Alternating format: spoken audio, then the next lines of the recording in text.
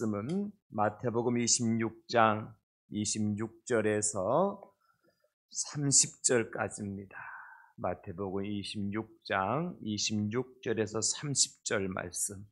오늘 하나님의 말씀을 우리 함께 자리에서 잠시 일어나셔서 경건한 마음으로 또 겸손한 마음으로 하나님의 말씀을 함께 받도록 하시겠습니다. 26절에서 30절까지 다 같이 그들이 먹을 때에 예수께서 떡을 가지사 축복하시고 떼어 제자들에게 주시며 이르시되 받아서 먹으라 이것은 내 몸이니라 하시고 또 잔을 가지사 감사 기도하시고 그들에게 주시며 이르시되 너희가 다 이것을 마시라 이것은 죄 사함을 얻게 하려고 많은 사람을 위하여 흘리는 바 나의 피 곧 언약의 피니라.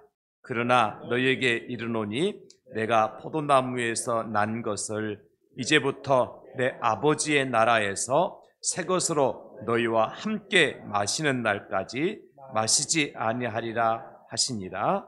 이에 그들이 찬미하고 감람산으로 나아가니라. 아멘. 자리에 앉으시겠습니다. 저는 오늘 함께 읽은 본문 말씀을 중심으로 십자가를 먹고 마시라 했습니다. 이런 제목으로 함께 말씀의 은혜를 나누려고 합니다. 초기 우리 그리스도인들을 가리켜서 펠리컨이라 이렇게 불렸다고 합니다. 그 이유는 전설에 의하면 펠리컨이라는 어미새가 있었는데 추운 겨울에 먹을 것이 없어서 새끼 새들이 굶어 죽게 되자 자기의 살을 쪼아서 새끼들의 입에 넣어 줌으로 말미암아 새끼 새들을 살리고 자신은 죽게 되었다라고 전해 내려오는 이야기 때문에 우리 초기 그리스도인들을 펠리컨이라 그렇게 불렸다고 합니다. 그래서 우리가 또 어머니의 사랑과 희생을 말할 때도 역시 펠리컨 어미새로 이렇게 비유가 되기도 합니다. 우리 기독교인들에게 있어서 믿는 우리 예수님이 어떤 분이시냐? 마치 펠리컨 어미새같이 당신의 살을 찢어서 제자들을 또 먹여서 살리셨다. 그래서 우리 그리스도교인들을 펠리컨으로 비유를 했던 것입니다. 그런 의미에서 여러분 오늘 설교 제목을 제가 십자가를 먹고 마시라 하십니다. 이렇게 정한 것은 상당히 상징적인 의미가 있다고 봅니다. 왜냐하면 우리는 오늘 고난주간이 시작되어지는 첫날이잖아요. 그리고 종료 주일을 맞이해서 십자가의 한복판에 우리가 서 있기 때문입니다. 사실 우리는 지난 한 달 이상을 자기 십자가를 지고라고 하는 주제를 가지고 함께 말씀의 은혜를 나누었습니다. 우리 주님께서 지고 가신 그 십자가가 과연 나에게는 어떤 의미가 있는가? 그리고 내가 지금 지고 가야 될 십자가는 어떤 십자가인가? 뿐만 아니라 그 십자가를 어떻게 지고 갈 것인가를 집중적으로 함께 말씀을 통해서 살펴보았습니다. 간단하게 정리를 해드리자면 우리 주님께서 지고 가신 십자가는 어떤 십자가냐? 구속의 십자가였습니다. 당신의 살을 찢고 피를 흘려주심으로 말미암아 이제 죄인들을 구원하여 주시기 위한 구속의 십자가였습니다. 뿐만 아니라 사랑의 십자가였죠. 사랑하지 않고는 십자가를 질 수가 없기 때문에 주님이 주신 십자가를 사랑의 십자가라고 얘기할 수 있습니다. 뿐만 아니라 하나님께서 예수님에게 맡겨주신 사명을 감당하도록 이제 그 십자가를 지셨기 때문에 그 십자가를 사명의 십자가 그렇게 이야기하였습니다. 그러므로 여러분 오늘 저와 여러분들이 이 시대에 지고 가야 될 십자가는 어떤 십자가냐? 역시 사명의 십자가요, 사랑의 십자가요. 무엇보다도 우리가 주님의 복음을 세상에 전함으로 죽은 자들을 살리는 그들을 구속의 자를 인도하는 그러한 십자가를 지고 주님을 따라가야 된다라고 말씀을 드렸습니다. 그리고 이 십자가를 구레네 사람 시몬이 지고 갔던 것처럼 예수님의 피와 눈물과 땀이 뒤범벅이 된 바로 그 십자가를 우리가 지고 가야 된다. 또한 아리마대 사람 요셉처럼 때를 늦출 것이 아니고 아낌없이 당돌하게 그 십자가를 지고 주님을 따라야 된다, 이렇게 말씀을 드렸습니다. 더군다나 구레네 사람 시몬이 지었던 십자가든 아리마대 사람 요셉이 지었던 십자가든 이 십자가는요, 어떤 특별한 사람만이 지고 가는 십자가가 아니에요. 또 그 십자가는 그 사람들만을 위해서 준비된 특별한 십자가도 아니에요. 모든 사람에게 각자가 지고 가야 될 십자가가 다 있다는 거예요. 물론 여러분, 그 십자가의 크기는 다를 수 있어요. 그 십자가의 무게도 다를 수 있어요. 그리고 십자가를 지고 가야 될 거리도 다를 수가 있습니다.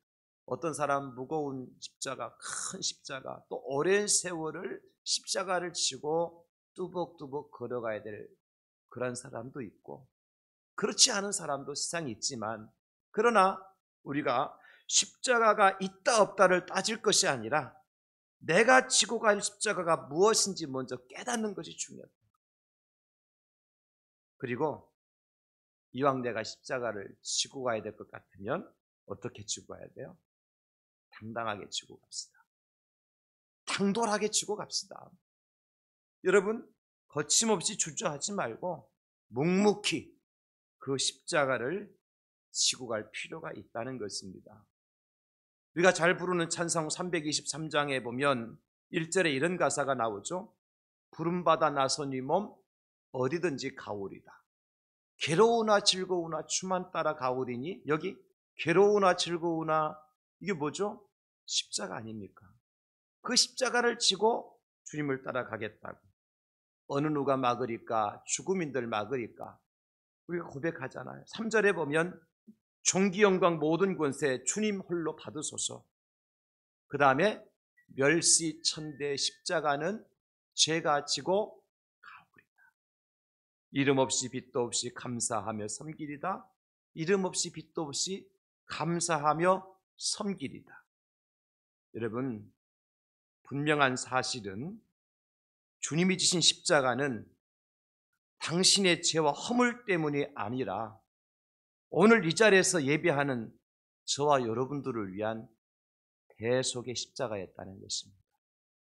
그리고 그 십자가를 지심으로 구속의 은혜를 베풀어 주셨고, 그 제자들에게 주님 오늘 우리들에게 또 무엇을 말씀해 주시냐면 십자가에 흘리신 주님의 살과 피를 먹고 마시라고 우리에게 명령을 하고 있는 것입니다. 그래서 사실 오늘 설교의 제목이 주님의 살과 피를 먹고 마시라 했습니다. 제가 이렇게 처음에는 정했더랬습니다. 하지만 저는 주님의 살과 피의 핵심이 십자가라고 믿기 때문에 함축적으로 십자가를 먹고 마시라 했습니다. 이렇게 설교 제목을 바꾸었습니다. 왜냐하면 조금이라도 더 십자가의 의미를 우리 마음속 깊이 새겨보고 싶었던 것입니다. 여러분, 그렇습니다. 주님이 지고 가신 그 십자가를 정말 우리가 우걱우걱 씹어 먹으면서, 그리고 우리의 배와 창자에 그 십자가의 흔적들을 채웠으면 좋겠어요. 그리고 우리 혈관에 십자가 위에 설리신 그 주님의 보혈이 흐르도록 사는 것이 바로 십자가를 먹고 마시는 것이다. 저는 그렇게 말씀을 드리고 싶습니다.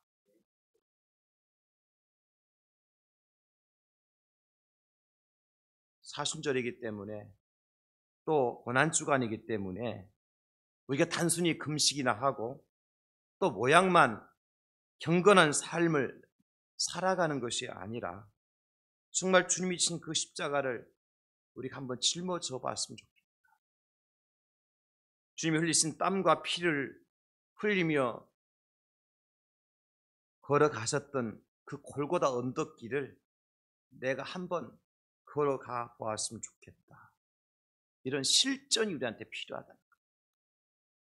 의식이 아니고 마음이 아니고 생각이 아니라 그 십자가 우리 몸속에 녹아져 내리는 그런 삶을 살아가는 사람이 십자가를 먹고 마시는 사람 아니겠어요? 그래서 제가 제안한 것이 뭐냐면 이번 고난주간 한 주간만큼이라도 매일 밤 우리 함께 모여서 작정하고 밤에 기도도 하고 말씀 묵상도 하자. 안 하던 일이라 여러분 서툴 수도 있고요. 매일 밤 나와서 기도하고 또 이튿날 동일하게 일상의 생활을 한다고 하는 것이 조금 불편할 수도 있을 겁니다. 그래서 많은 일들이 제약을 받을 수밖에 없는 상황이고 하고 싶은 일들을 미루거나 또 포기해야 될 수도 있습니다. 그래서 불편하고 어렵고 쉽지 않은 거예요. 이번 작정밤 기도회 때는 그냥 우리가 말씀 읽고 찬송하고 기도하는 것이 아니라 나눠드린 책자를 가지고 하나하나 체크를 하면서 기록을 하면서 우리가 삶의 적용까지 하도록 할 겁니다. 왜냐하면 실제 십자가의 삶 가운데 한번 들어가 보자는 것이죠. 여러분 이런 수고 불편함을 감내하지 못해서 혹시나 기도의 자리에 동참하지 못하신다면 과연 우리가 십자가를 먹고 마시는 사람들이라고 할 수 있을까? 여러분 한번 곰곰이 생각해 볼 필요가 있습니다. 물론 매일같이 나와서 기도의 자리에 나온다고 다 십자가 먹고 마시는 것은 아닙니다. 그 형식으로 마지못해서 하는 것이라면 오히려 안 하는 것만 못할 수도 있습니다. 왜냐하면 그리고 난 다음에 반드시 불평이 나오고 원망이 나오고 또 시험 들거든요. 그러니까 여러분들이 이번 고난주간만큼이라도 주님이 지고 가셨던 그 십자가를 내가 짊어지고 그 냄새, 피냄새 나고 땀 냄새 나는 십자가 말이죠. 그래서 내가 주님을 따라가겠다고 하는 결단을 가지고 참석하게 되어진다면 아마 평생 잊지 못할 그런 고난주간의 역사가 일어나게 될 줄로 믿습니다. 그렇다면 여러분 오늘 예수님께서 제자들과의 최후의 만찬을 나누시면서 행한 유월절 식사를 통해서 우리가 먹고 마셔야 될 십자가가 무엇이라고 가르쳐 주십니까? 적어도 이번 고난주간만큼이라도 매일 매 순간 주님의 십자가를 먹고 마셔야 될 텐데 어떻게 하는 것이 주님의 살과 피가 묻은 십자가를 우리가 먹고 마시는 것일까? 오늘 말씀을 통해 저는 두 가지만 함께 나눕니다. 첫째는 고난 중에 찬양하는 것입니다. 이게 주님의 십자가를 먹고 마시는 거예요. 고난 중에도 찬양하는 것입니다. 사랑하는 성도 여러분, 고난과 찬양이 잘 어울립니까? 어때요? 우리가 고난 가운데 찬양할 수 있나요? 내가 교통사고를 만나서 뼈가 부러지고 피가 터져 나오는데 주님의 높고 위대하심을 찬송할 수 있습니까? 내 자식이 대학에 떨어지고 내 남편이 사업이 망해버렸는데 빚더미에 앉아서 길거리에 나앉게 됐는데 찬송할 수 있습니까? 어울리지 않죠, 전혀. 근데 예수님은 어떻게 하셨습니까? 오늘 보면 26절에 그들이 먹을 때에 예수께서 떡을 가지사 축복하시고 떼어 제자들에게 주시며 이르시되 받아서 먹으라 이것은 내 몸이니라 하시고 주님 최후 만찬 자리에 제자들에게 떡을 떼어 주시기 전에 무엇을 먼저 하셨냐면 오늘 본문 말씀에 보면 예수께 떡을 가지사 축복하셨다. 이 축복하셨다고 하는 이제 단어가 율로게오라고 하는 헬라어인데요. 무슨 뜻이냐면 이것이 바로 찬송하다, 찬양하다는 뜻이에요. 율로게오. 그러니까 예수님께 떡을 떼어서 제자들에게 나눠주시기 전에 먼저 하나님께 어떤 제사를 드리셨어요? 찬양의 제사를 드린 거예요. 이게 여러분 기가 막힌 겁니다. 사랑하는 성도 여러분, 우리가 일반적으로 떡을 떼며 성도들에게 아름다운 교제할 때, 잔치할 때 어떻습니까? 얼마든 찬송할 수 있죠. 그렇죠? 파티하면서 떡을 나눠주면서 우리가 슬픈 표정은 나눠줄 필요 있습니까? 원망하며 나눠줄 필요가 있어요? 기쁨과 감사 중에 찬송하며 찬양하며 노래하며 나눌 수가 있을 겁니다. 그건 당연한 일이고요. 누구나 할 수 있는 일이고 마땅히 누구나 해야 될 일이죠. 그러나 지금 예수님께서 제자들에게 떼어주시는 떡은 무엇을 예표하고 있습니까? 말씀하시잖아요. 받아 먹으라. 이것은 내 몸이니라 말씀하세요. 당신의 몸을 찢어서 떼어주시면서 주님 뭐 하고 계시는 거예요? 하나님께 찬송을 드리는 거예요. 정신이 이상한 사람이 아니거나 할 수 없는 일을 우리 주님이 하고 계시는 겁니다. 그래서 저는 이것 자체가 바로 십자가가 아니겠느냐. 내 몸을 떼어주면서 찬송하는 그 자체가 십자가고 고난인 거죠. 어떻게 보면. 왜? 찬송할 수 없는 순간에 찬송한다는 것이 쉬운 게 아니지 않습니까? 주님의 입에서 아버지 하나님을 향해 찬송하시는 것이고 십자가를 지는 일이었다는 것입니다. 그리고 우리 역시 십자가를 먹고 마시는 것이 무엇이냐고 묻는다면 뭐라고 대답할 수 있어야 됩니까? 예수님처럼 고난 가운데서도 찬양하는 삶을 사는 것이다. 성경에 보면 바울과 실라가요, 복음을 전하다가 감옥에 갇히잖아요. 어둡고 침침한 감옥 안에서 불빛 하나 없이 캄캄한 곳에 갇혔어요. 자신들의 두 발은 차코라고 하는 쇠사슬에 묶여서 포박당한 상태입니다. 자유가 없습니다. 근데 이들은 그날 밤 감옥에서 뭘 하였습니까?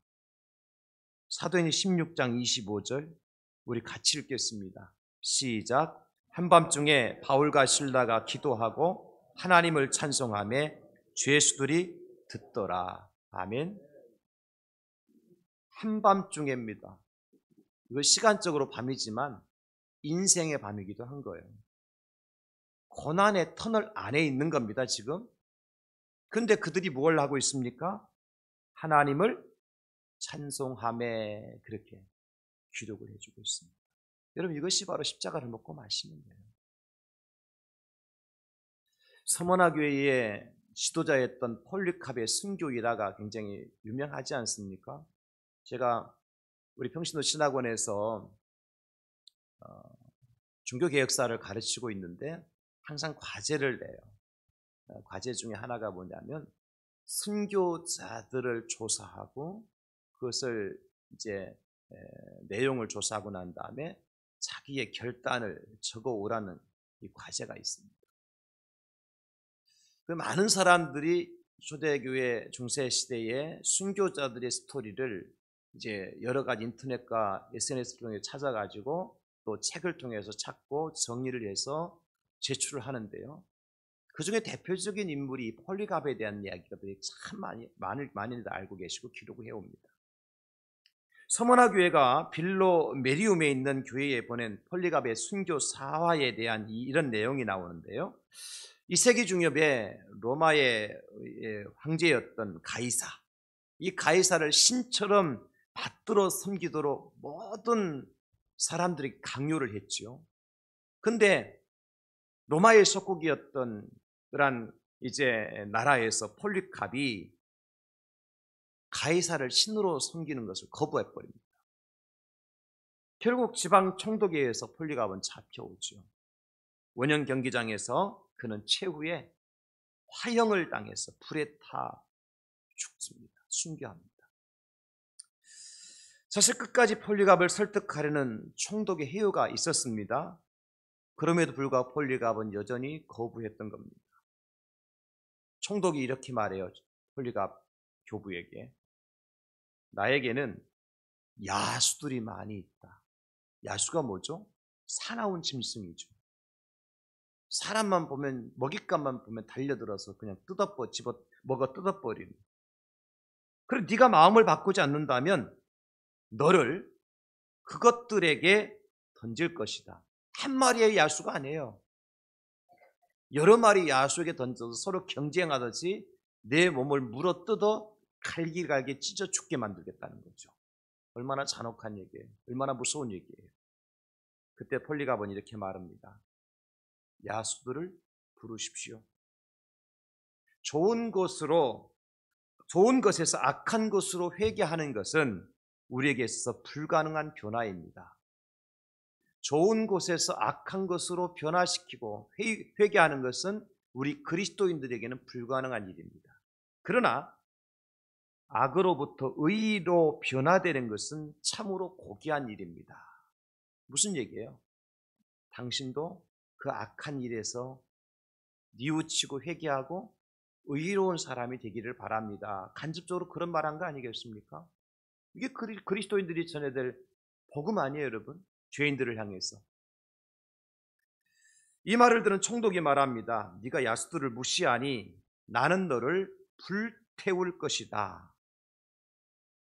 이제 야수들이 아니라 이제는 내 몸을 산채로 불태워 죽이겠다는 거예요. 사실 여러분, 야수들에 물려 찢겨 죽는 것이 더 힘들까요? 불태워 죽는 것이 힘들까요? 불태워 죽임을 당하기 힘듭니다. 왜냐하면 야수들은요, 목 먼저 탁 채가지고 물리자마자 그 자리 생명 끝나잖아요.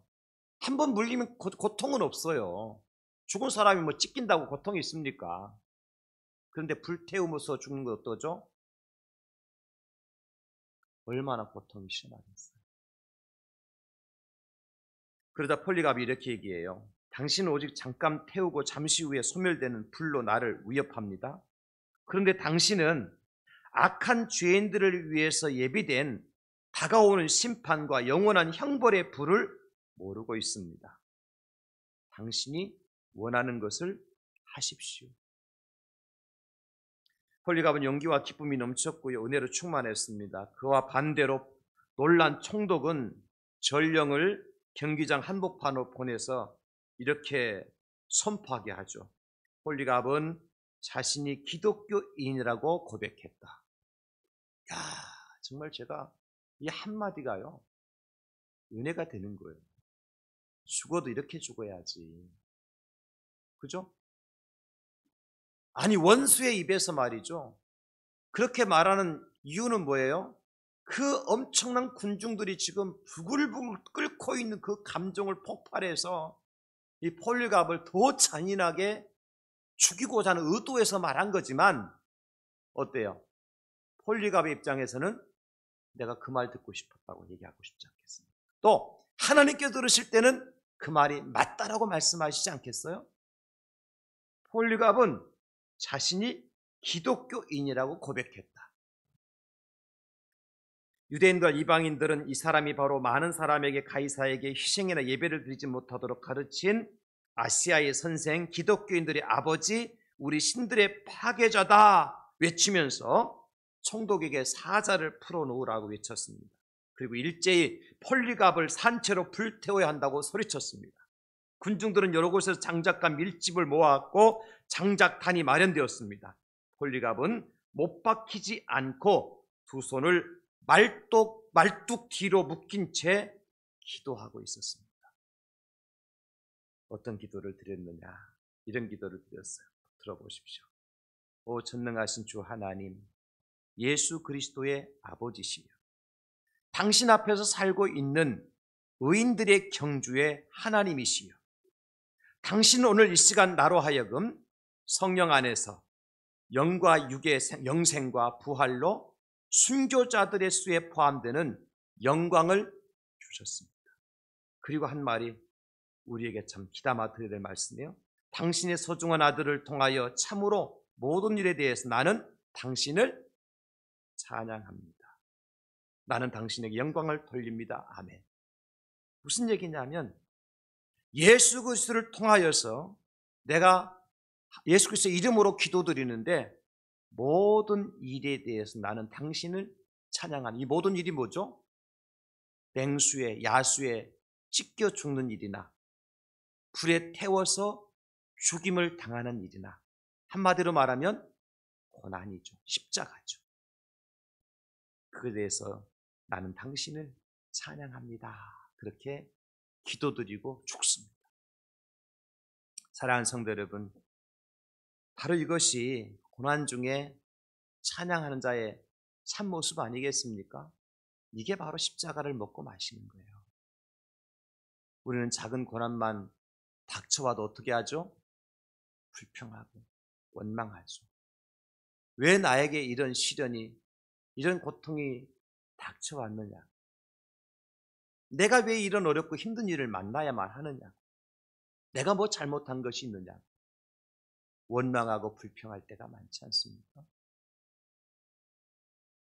다른 사람들은 예수 안 믿어도 잘 먹고 잘 사는데 나는 왜 이 모양 이 꼴이냐고.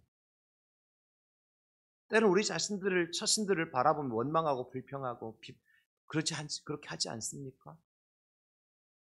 그러나 폴리갑은, 바울과 실라는, 우리 예수님은 어떻게 하셨어요? 고난 가운데 찬송합니다. 이게 십자가를 먹고 마시는 겁니다, 여러분. 그저 우리가 슬픈 기색을 하고 금식을 하고 아무리 경건한 척해도 내게 진정 고난이 닥쳐왔을 때 내가 그 고난에 대해서 어떤 반응을 하느냐를 보면 과연 나는 십자가를 먹고 마시는 사람인지 아니면 십자가에 다시 예수님을 못 박는 일을 하는 사람인지가 판가름 나는 거예요. 저는 이 시간 함께 예배하는 우리 대한교회 모든 성도님들은 어떤 고난이 닥쳐와도 하나님을 찬송하고 내 몫에 태인 십자가 내가 당당하게 당돌하게 짊어지고 주님 앞에까지 달려갈 길을 마치고 믿음을 지키는 여러분 모두가 되어줄 수 있기를 예수님의 이름으로 축원합니다. 그런데 우리 힘으로 안 돼요.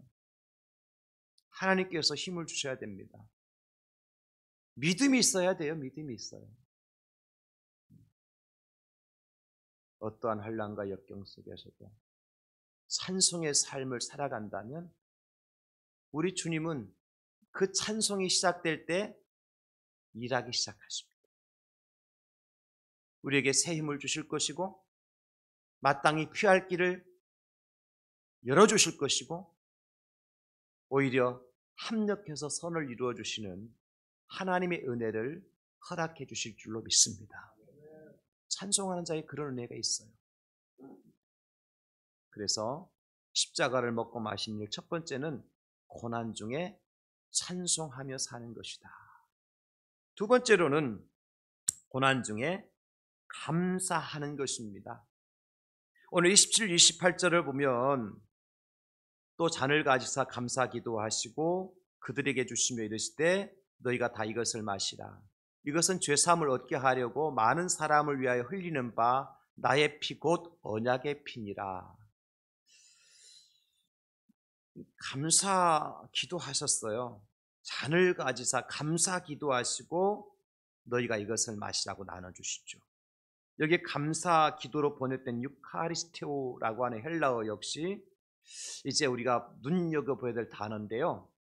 이 유카리스테오가 과거 분사형 동사로 되어 있는데 능동태. 능동태하고 수동태가 뭔가 다른지 아시잖아요.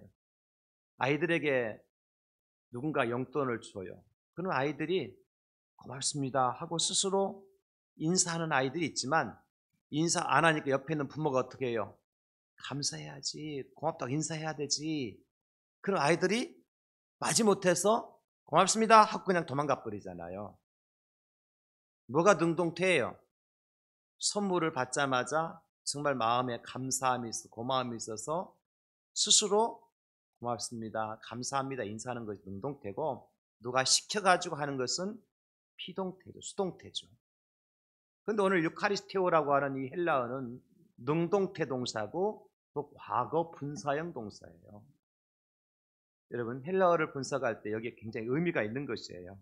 그러므로 예수님께서 지금 감사하는 것은 누가 예수님께 감사해야 된다고 강요하거나 누가 윽박질러서 하시는 감사가 아니었다는 거예요. 그리고 이거 과거 분사행동사잖아요. 그러므로 지금 어떤 새로운 일을 만났기 때문에 우리 쉽게 말하면 우리 아이가 학교에 합격했다든지 취업을 했다든지 뭐 복권에 당첨이 됐다든지 뭐 그런 일이 있어서 새로운 감사할 일이 생겨서 감사하는 것이 아니죠. 과거 분사니까 예수님은 이 땅에 오실 때부터 무엇으로 오신 거예요? 감사하기 위해서 오신 거예요. 그 예수님 그분 자신이 감사라고요, 여러분. 예수님 그분 자신이. 그래서 감사가 없는 사람은요, 예수님과 동행할 수도 없을 뿐만 아니라 예수님과 함께 천국에 들어가지 못합니다. 아, 예수 믿으면 천국 가는데 목사님. 예, 믿으면 천국 갑니다. 그런데 여러분, 나는 예수 믿습니다가 1000번, 만번 고백하고 선포하고 다니면서 매사에 불평이나 하고 원망이나 하고 그런 사람이 천국 들어갈 수 있을까요? 그게 진짜 믿음이에요, 여러분? 내 손가락에 가시만 하나 들어봐도 원망하고 불평하고 짜증내고 그런 사람이 천국 들어갈 수 있습니까? 그게 진짜 믿음이에요? 그렇지 않다는 거예요. 성경 보시겠습니까? 시편 100편 4절에 보면 감사함으로 그의 문에 들어가며 찬송함으로 그의 궁정에 들어가서 그에게 감사하며 그의 이름을 송축할지어다 이렇게 말씀하셨어요. 여기 감사함으로 그의 문에 들어가며 그의 문이 어디예요? 천국 문 아닙니까? 근데 그의 문이죠. 누구의 문이에요? 예수님의 문이죠. 그래서 요한복음 10장 7절에 그러므로 예수께 다시 이르시되 내가 진실로 진실로 너에게 말하노니 나는 양의 문이라 그렇게 기록하고 있잖아요. 예수님이 천국 들어가는 문이잖아요. 내가 곧 길이요 진리요 생명이니 나로 말미암지 않고는 아버지께로 올 자가 없느니라 말씀하셨어요. 예수님 천국 들어가는 문이라니까요. 그런데 그 문은 무엇으로 만들어졌, 어떤 재질로 만들어졌느냐면 감사라고 하는 재질로 만들어졌어요. 그리고 그 천국 문을 열기 위해 열쇠가 필요한데 그 열쇠는 어떤 열쇠가 있어야 돼요? 감사라고 하는 열쇠가 있어야 돼요. 그래야 천국 문이 열리고 감사의 신 예수님의 문이 기다리고 계신 그 예수님을 통해서 천국에 들어갈 수 있는 거예요. 사랑하는 성도 여러분, 지금 우리 예수님께서 뭐 하면서 감사하셨습니까? 뭐 하면서요? 잔을 제자들에게 나눠주시면서. 이 잔이 뭐라고 그랬습니까? 예수님의 피라 그랬어요. 그 예수님의 피는 어떤 피입니까? 채찍에 찢겨간 살과 그 상처에서 흘러나오는 피죠. 가시로 만든 면류관을 쓴 머리에서 터져나오는 피입니다. 주님은 이 고난이 어떤 고난인지 뻔히 잘 아시는 분이셔요. 그래서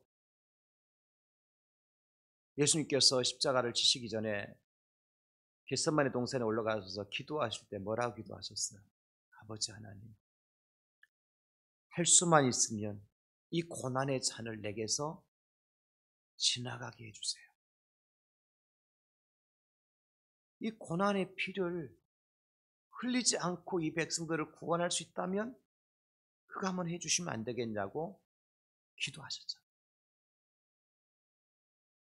그러니 이 모든 것을 아시는 주님께서 제자들에게 잔을 나눠주시면서 당신의 피를 흘리시면서 하신 일이 뭐냐면 감사였다는 거예요. 감사. 예수님은 십자가 죽음의 고통과 아버지로부터 버림받은 처절한 외로움에 빠질 것을 아시면서도 감사하신 겁니다.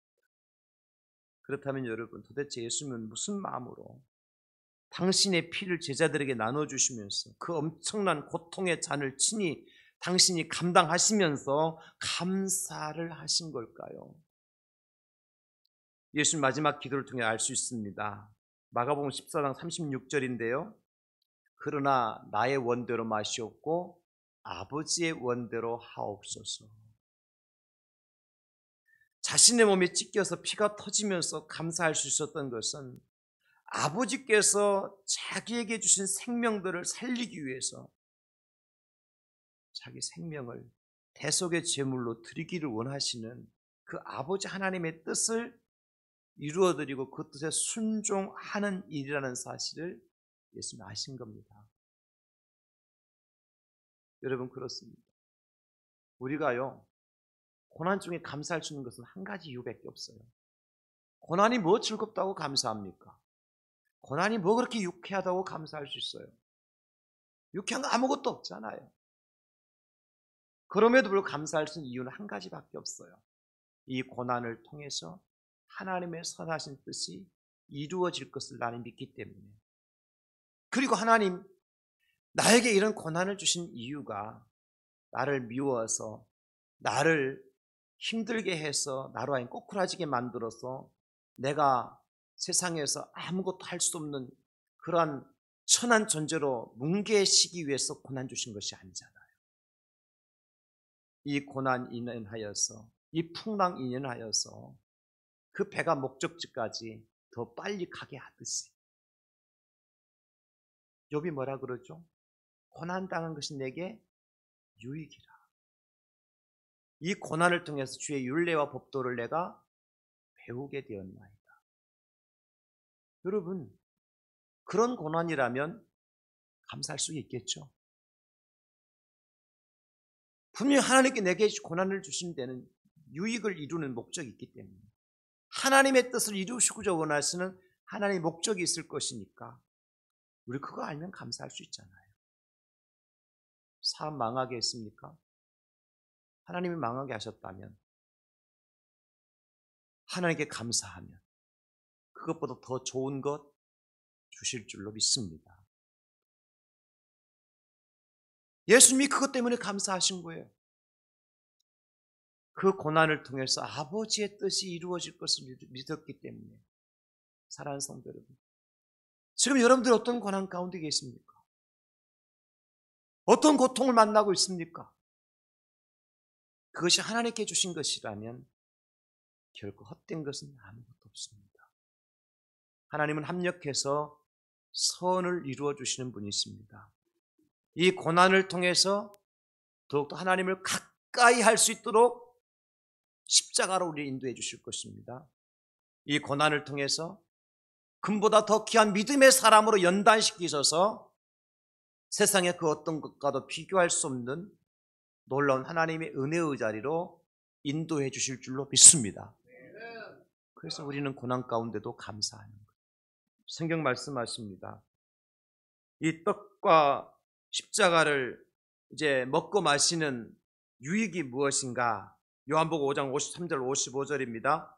예수께서 이르시되 내가 진실로 진실로 너에게 이르노니 인자의 살을 먹지 아니하고 인자의 피를 마시지 아니하면 너희 속에 생명이 없느니라.